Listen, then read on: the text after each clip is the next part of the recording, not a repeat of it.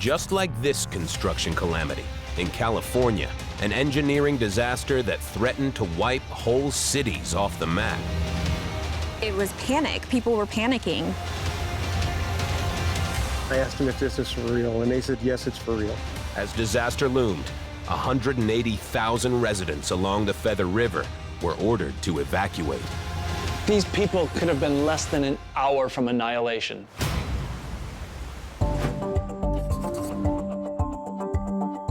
California is known for its endless sunshine and 1,300 kilometers of coastline. But despite being right on the Pacific Ocean, it has a long history of massive water shortages.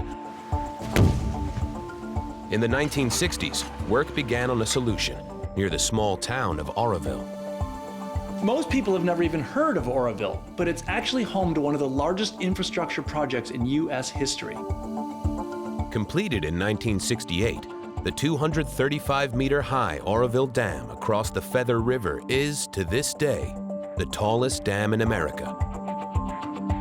Built from 140 million tons of mud and earth, the dam created Lake Oroville, storing more than 4 trillion liters of water.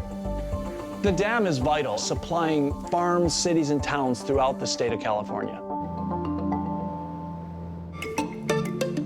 But as with every dam, if water levels get too high behind it, there's a risk of damage or even catastrophic collapse, which could lead to massive flooding down the Feather River. Not only a threat to the nearby town of Oroville, but thousands of people living downriver towards the San Francisco Bay. So, the Oroville Dam has a safety valve in the form of 2 spillways. When the water reaches a certain height, the water flows down these spillways so the reservoir doesn't overflow. The main spillway is a concrete chute the width of a 12-lane highway. When levels in Lake Oroville are high, control gates are opened and the water is released, flowing more than 900 meters down to the Feather River. As a failsafe, there is a secondary emergency spillway beside the chute, a fixed ridge over which water would naturally spill if levels ever topped 275 meters before rolling down the hill to the river. Spillway is a bit of an exaggeration. The second one is basically the hillside. The dam functioned as planned for nearly 50 years, not only stockpiling fresh water, but preventing flooding and generating electricity too. But in 2017, Northern California experienced its wettest winter in more than a century. Lake Oroville was running at 151% of normal capacity. Journalist Risa Johnson heard rumors that all was not well with the dam. On February 7th, we got a tip that there was something going on with Oroville Dam. Someone said that they might have seen a piece of concrete fly, so we thought something was up. The main spillway was open, but was not only struggling to cope with the flow, it was starting to break apart. The force of the water being released from the dam broke a huge hole in the concrete spillway. A photographer got some pictures, and that was when we saw that there was a huge hole in the spillway, and so it just really escalated from there. The main spillway was in serious trouble. Local pilot Gonzalo Curiel filmed the disaster unfolding from his light aircraft. Most people in town, most people anywhere couldn't see the dam. I was fortunate enough, because I am a pilot and I do have an airplane, I could go up at any time and see it and get photographs and video of it. The main spillway being blown out, to see it from the air was spectacular, you know, in a sense, but it was also scary because we didn't know what was going to happen. There was a lot of erosion going around the sides, and there was a lot of mud in the water, and it looked really bad.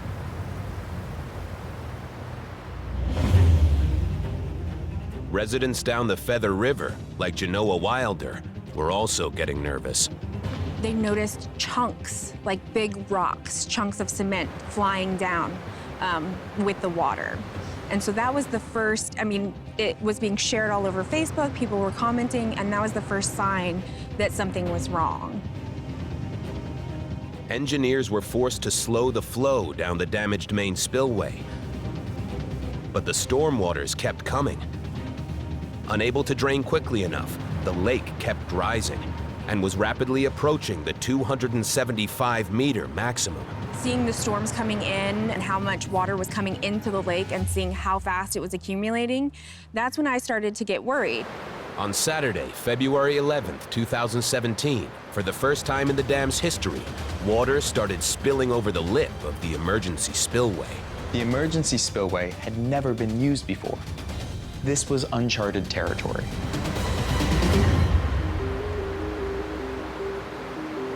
With the main spillway struggling, the second emergency spillway was the only hope for the dam to remain intact. But as the water flowed down the hillside, mud and rocks were also being washed down to the Feather River.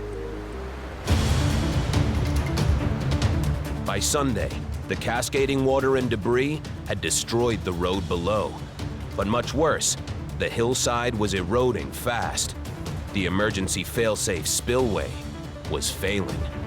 If the emergency spillway suffered a total failure, experts predicted a 9-meter-high wall of water would hurtle down the Feather River. The authorities were forced to order a mass evacuation of more than 180,000 people living downstream. I think it was about 3 o'clock. People got that emergency 1 hour. You have 1 hour to get out emergency evacuation order. I asked them if this is for real, and they said, yes, it's for real. Sounds like something out of a movie. 180,000 people were literally told to drop everything and flee for their lives.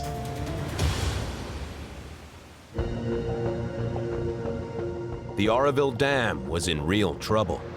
The emergency release spillway continued to erode as it struggled with the excessive amount of water from the recent storms. If it collapsed, the scale of the disaster would be unthinkable. If it did actually fail and flood this area, those people would have been washed away. They said 50 minutes. And if within 50 minutes, if that would have failed, there would have been a lot of lives lost. When the evacuation actually happened, there was like a live countdown on the news of this is when it's going to fail, this is when the water is coming. And then there's this aerial footage of the highway heading out of town and cars just at a standstill. While the water continued to gush down the hillside, engineers tried to reduce levels in Lake Oroville. The damaged primary spillway worked overtime.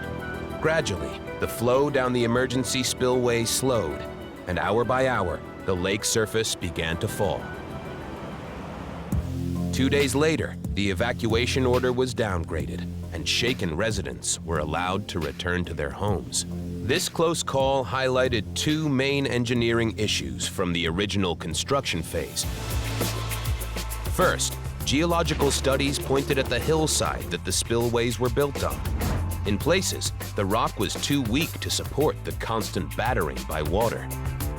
As geologist Eldridge Moores demonstrates, I can actually pick a piece off of this outcrop right here, and I can roll it around in my fingers, and I can make the rocks, disintegrate. The problem is the emergency spillway eroded in places that's as much as 20 to 25 feet deep in a week. but geology wasn't the only problem.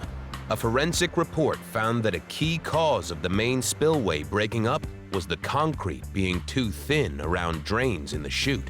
The concrete in the main spillway was only 7 inches thick, about 17 centimeters. It was no match for the huge amount of water pouring from the reservoir above. All told, the spillways suffered from several faults, from poor quality bedrock beneath to multiple cracks in the chute, which allowed water to flow underneath and cause yet more damage.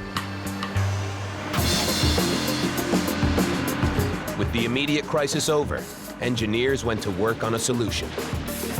To create a solid foundation for the primary spillway, the weak rock beneath it was sprayed with liquid mortar, while thicker, stronger concrete walls were added. The eroded hillside of the emergency spillway next door was reinforced with a very different solution. A so-called cutoff wall dug into the slope. Holes were drilled deep into the solid bedrock, then filled with concrete, creating a robust terraced wall designed to both strengthen the hillside and slow the flow of water.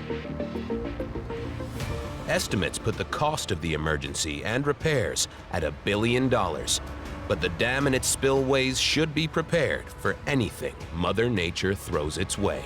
When, this crisis happened, they were all operating under the assumption that it was bedrock and that it wouldn't erode. This isn't the only aging piece of infrastructure in the United States. The country is full of projects that need to be inspected.